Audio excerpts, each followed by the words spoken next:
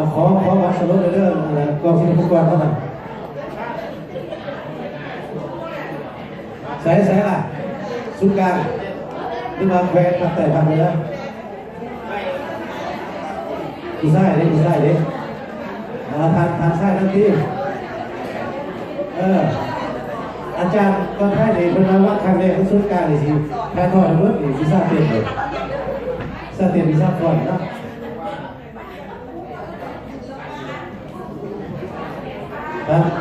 ท่านสมานคนหนึ่งว่าท่านสมานคนหนึ่งว่าต้องท่านสมานจะเป็นท่านหนึ่งว่า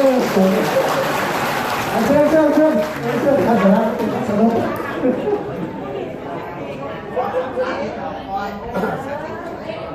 มา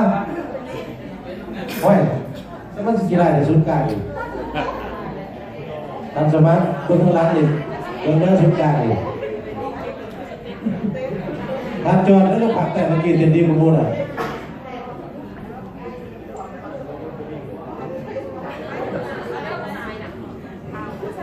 อาศิลปะดนตรี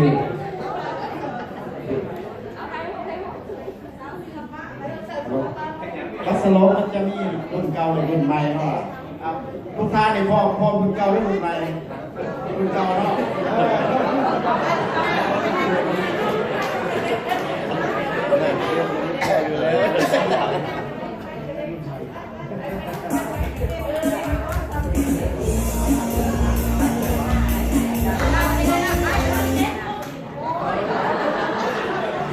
เอารถทุนในวันนี้ไฟใส่ได้ใช่ไหมโอ้ย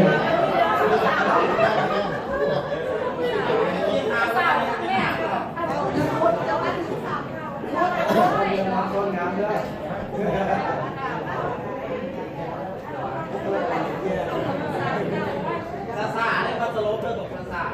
ไปเด้อ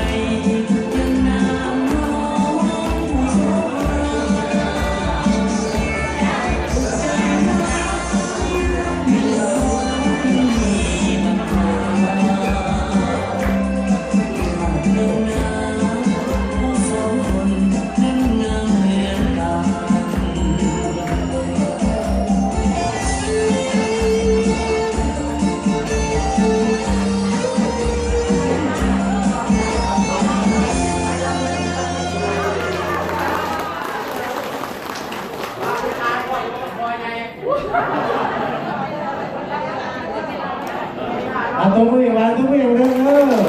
โอ้รวยศิลปากรที่สูง